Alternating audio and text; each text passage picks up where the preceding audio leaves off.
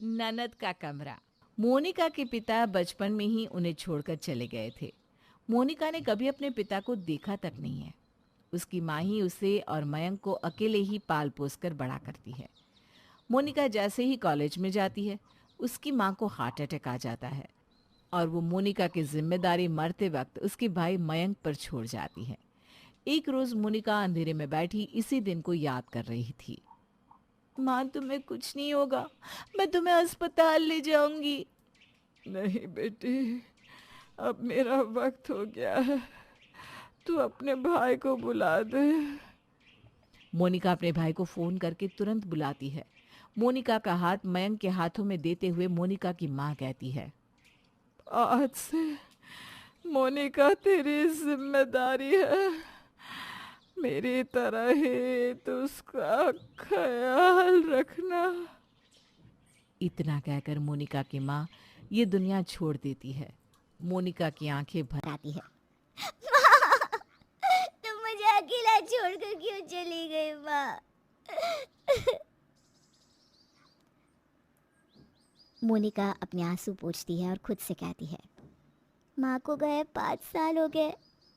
मुझे माँ का सपना पूरा करना है, मुझे वकील बनकर दिखाना है। इतने में ही दरवाजे की घंटी बजती है और मोनिका दरवाज़ा खोलती है और देखती है कि मयंक किसी लड़की के साथ गले में वरमाला डाले खड़ा है। आंखों में कई सवाल लिए मोनिका मयंक से कहती है, भैया, ये तुम्हारे साथ कौन है? ये तुम्हारी भाभी है। आज से बबीता हमारे साथ ही रहेगी। तुम स्वागत नहीं करोगी अपनी भाभी का? माँ होती तो इस अवसर पर झूम उठती और बड़े ही धूमधाम से तुम्हारा गृह प्रवेश करवा दी बबीता। मोनिका अपनी समझ से एक आरती का थाल और एक थाल में कुमकुम भरकर लेकर आती है। मोनिका बबीता और मयंक की आरती करती है और एक चावल से भरा कलश जमीन पर रखकर बबीता से कहती है, भाभी, आप ये कलश अपने पैरों से मारकर कुमकुम से भरे पैर लेकर अंदर आ जाओ। बबीता उसी तरह घर में अंदर आती है जैसा मोनिका कहती है। आने के साथ ही बबीता मोनिका के कमरे की ओर देखकर कहती है, हम इसी कमरे में रहेंगे मयंक। ये कमरा कितना अच्छा है, इसकी खिड़कियाँ कितनी बड़ी है और खिड़कियों से बाहर का नज़ारा कितना अच्छा दिख रहा है। पूरा बाजार तो घर बैठे ही दिख जाएगा। अरे यार, ये कमरा तो मोनिका का है, हमारा कमरा तो इससे भी अच्छा है, तुम एक बार देखो तो ज़रा। मयंक बबीता को कमरे में ले जाता है जो कि पूरा सजा होता है। कमरा देखकर बबीता कहती है, ये तो बहुत सुंदर सजा हुआ है। थैंक यू सोना। मोनिका का कमरा तो इसके सामने कुछ भी नहीं है। पर बबीता के मन में तो मोनिका का कमरा घर कर जाता है। वो मन ही मन सोचती है, ननद जी, ये कमरा तो मैं अपना बना कर रहूँगी। बस कुछ दिन और ये मेरा होगा। मयंक और बबीता अपनी नई जिंदगी की शुरुआत करते हैं। इधर मोनिका सोचती है, अब सब कुछ धीरे धीरे ठीक होने लगेगा। भाभी सब कुछ संभाल लेंगी और अब मैं आराम से पूरे मन से पढ़ पाऊंगी। अगले दिन बबीता एक अच्छी बहू की तरह उठकर नाश्ता बनाती है और मोनिका से कहती है, ननद जी, ज़रा खाकर बताना खाना कैसा बना है। मोनिका खाना खाती है और अपनी उंगलियां चाटते हुए कहती है, बहुत टेस्टी बना है भाभी। आज पहली बार माँ के जाने के बाद मैं किसी के हाथ का खाना खा रही हूँ। शाम को ना मेरे कुछ दोस्त आने वाले हैं डिनर पर, तो ननद जी, क्या मैं आपके कमरे में उन्हें बिठा सकती हूँ प्लीज़? मोनिका हिचकिचाते हुए कहती है, वो भाभी, मुझे ना पढ़ना होता है। वैसे भी मेरा कमरा छोटा है और मेरी किताबें यहाँ वहाँ पड़ी रहती हैं। ननद जी, कौन सा मुझे 8-10 घंटों के लिए चाहिए, मुझे तो बस 2 घंटे का काम है। कौन सा हम बच्चे हैं जो आपकी किताबें फाड़ देंगे हैं? कुछ देर पढ़ाई नहीं करोगी तो आसमान तो नहीं टूट पड़ेगा ना। मोनिका कुछ कहती है उससे पहले ही मयंक कहता है, हाँ हाँ, इस्तेमाल कर लो, मोनिका इसमें क्या मना करेगी। ठीक है फिर, मुझे ना ये खिड़कियाँ सच में बहुत पसंद है। मोनिका का मुंह छोटा हो जाता है और वो अपने कमरे में चली जाती है। मेरे कमरे में भी कब्जा जमाना चाहते हैं ये दोनों, लेकिन मैं अपना कमरा नहीं छोड़ूंगी।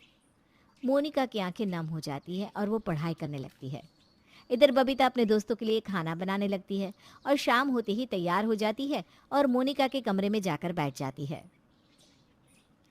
वाह, मज़ा अलग ही आएगा इस कमरे में पार्टी करने का।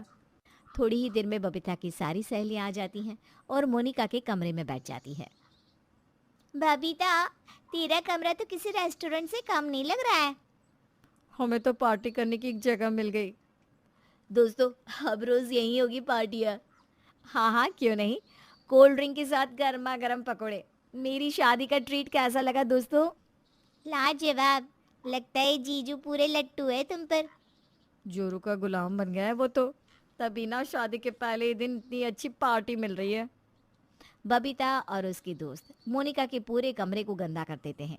ये सब देखकर मोनिका का कलेजा जलने लगता है। बबीता की सहेलियां इतना आवाज करने लगती है कि हॉल में बैठी मोनिका को पढ़ाई में डिस्टर्ब होने लगता है।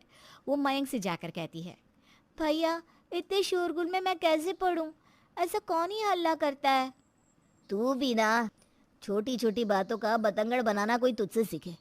थोड़ी देर की तो बात है, 2 घंटे में तो कोई बैरिस्टर नहीं बन जाएगी।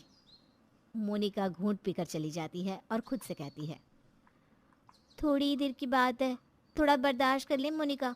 कौन सा रोज रोज भाभी पार्टी करेंगी? नई नई शादी हुई है तो थोड़ा बहुत तो होता है ना। बबीता के दोस्त खा पी कर मजे करके चले जाते हैं। बबीता मोनिका का कमरा खराब ही छोड़ देती है और मोनिका से कहती है, झूठ मूठ का इतना ड्रामा कर रही थी, हो गया ना तुम्हारा कमरा खाली? मोनिका कमरा साफ करने लगती है। इतने में उसे 12 बज जाते हैं और वो बिना पढ़ाई किए ही सो जाती है। अगले दिन मोनिका नाश्ता करके अपने कमरे में पढ़ने बैठ जाती है। बबीता हर थोड़ी थोड़ी देर में मोनिका के कमरे में जाकर बैठ जाती और उसे पढ़ने में डिस्टर्ब करने लगती। मोनिका को गुस्सा आ जाता है, भाभी मुझे डिस्टर्ब हो रहा है, मुझे पढ़ना है, कल भी नहीं पढ़ पाई थी मैं। मेरे बैठने से आपकी पढ़ाई नहीं हो रही है, ये कौन सी बात हुई? हाँ, देखती हूँ कौन सा कुछ बन जाओगी। बबीता मोनिका के कमरे से जैसे ही उठकर जाती है, मोनिका अपना कमरा बंद कर लेती है। बाहर खड़ी बबीता कहती है, नाना जी कब तक बंद रख पाओगी ये कमरा? इससे तो मैं छीन के रहूंगी। शाम होते ही बबीता अपनी सहेलियों को अपने घर में बुला लेती है और मोनिका के कमरे में अड्डा जमा कर बैठ जाती हैं। मोनिका की सहेलियां खा पीकर वापस में मोनिका का कमरा गंदा कर देती हैं। एक काम करना, कोई मस्त सा गाना बजा दे, हम नाचते हैं। बिना नाच गाने के ना पार्टी अधूरी लगती है। हाँ हाँ, क्यों नहीं, लगाती हूँ ना गाना।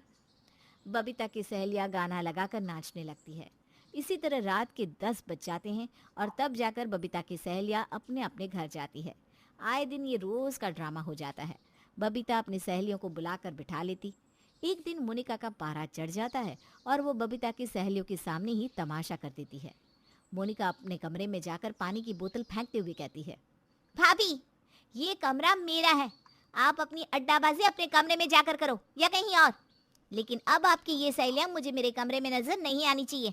निकल जाओ मेरे कमरे से। एक बच्चा भी इस तरह कमरे को गंदा नहीं करता जितना कि आपकी ये सहेलियां, जो कि खुद को बड़े घरों की बताती हैं, कर देती हैं। बबीता, हम यहाँ अपनी बेइज्जती करवाने नहीं आए, हम लोग जा रहे हैं, हमें किसी की सुनने की आदत नहीं है। बबीता की सहेलियां उठकर वहां से चली जाती हैं। बबीता का गुस्सा 7वें आसमान पर चढ़ जाता है और दोनों ननद भाभी में बहुत लड़ाई होती है। बबीता मयंक से कहती है, तुम्हारी इस लाडली बहन को मैं सबक सिखा कर रहूंगी। बड़ा ताव है ना इसे, इसकी गर्मी ना निकलवाई मैंने तो देखना। अरे गुस्सा मत दो डार्लिंग, मैं जाकर मोनिका से बात करता हूँ। तुम ना अब सब कुछ मुझ पर छोड़ दो, रहने दो। बबीता अगले दिन ही पूरे घर में रंग करवाती है और रंग वाले से कहती है, पूरे घर में रंग अच्छे से एक बराबर करना, बस उस कोने वाले कमरे को छोड़कर। क्यों, उस कमरे को क्यों नहीं करवा रहे? अरे करवा लीजिए, एक बार में सब हो जाएगा। वो स्टोर रूम है, उसे कौन रंग मरवाएगा? रंग वाला रंग करके चला जाता है। जितनी देर तक रंग होते रहता है उतनी देर तक मोनिका अपने कमरे में इस उम्मीद में बैठी रहती है कि शायद उसकी भाभी उसके कमरे में भी रंग करवा दे। लेकिन जब शाम को रंग वाले जाने लगते हैं तब मोनिका की उम्मीद टूट जाती है, वो रोने लगती है। थोड़ी देर बाद लेबर आकर घर का कबाड़ा मोनिका के कमरे में रख देते हैं। मोनिका उन लोगों को रोकती है लेकिन बबीता बीच में आ जाती है और दोनों ननद भाभी में जोरदार लड़ाई हो जाती है। अब मुझसे मेरा कमरा नहीं छीन पाएगी भाभी, चाहे आप कुछ भी कर लो। तुम मुझसे माफी मांग लोगी तो बात यहीं खत्म हो जाएगी, वरना ये घर तुम्हें छोड़कर जाना पड़ेगा। मैं कभी आपसे माफी नहीं मांगूंगी, कभी नहीं। बबीता मयंक को सब कुछ बताती है और मयंक मोनिका से कहता है, मोनिका अपनी भाभी से माफी मांगो। जब देखो बबीता से लड़ती रहती हो और उसका बड़ापन देखो, वो फिर भी तुम्हारे लिए खाना बनाती है।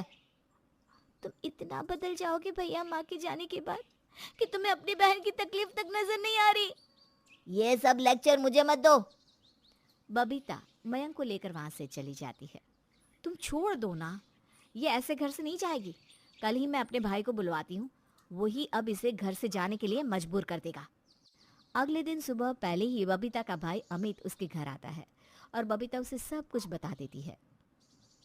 तुम चिंता मत करो दीदी, मैं इस कांटे को जड़ से उखाड़ कर फेंक दूंगा। मैं अभी से ही अपने मिशन पर लग जाता हूँ। अमित मोनिका के कमरे में कचरा फेंक देता है और उसके कमरे के बाहर माइक लगाकर गाना गाने लगता है। माइक की आवाज़ से मोनिका निकलकर बाहर आती है और गुस्से में अमित से कहती है, पूरे घर में तुम्हें मेरा ही कमरा मिला है, चुपचाप चले जाओ यहाँ से। मेरी रानी, ऐसे कैसे चले जाऊँ? अब तो मैं तुम्हें लेकर ही जाऊंगा, मेरी गुलाबो, मेरी गुलाब जामुन। अमित मोनिका को छेड़ने लगता है और उसे परेशान करने लगता है। मोनिका फिर भी टस से मस नहीं होती और अपना काम करती रहती है। इसी तरह एक हफ्ता बीत जाता है और अमित को मोनिका से प्यार हो जाता है। वो मोनिका से कहता है, मोनिका मुझे माफ़ कर दो, इतने दिनों में मुझे सब कुछ समझ में आ गया है। मेरी दीदी ऐसी है, मुझे पता ही नहीं था। इन दोनों को तो अब मैं सबक सिखाता हूँ। थैंक यू अमित, माँ के जाने के बाद एक तुम हो जो मुझे समझ रहे हो। मोनिका अमित के गले लगकर रोने लगती है। फिर थोड़ी देर बाद अमित अपनी बहन के कमरे में कचरा फेंक देता है। कचरा देखकर मयंक और बबीता चिल्लाने लगते हैं, किसकी इतनी हिम्मत? शर्म नहीं आती? अपने भाई के कमरे में कचरा फेंकती हो?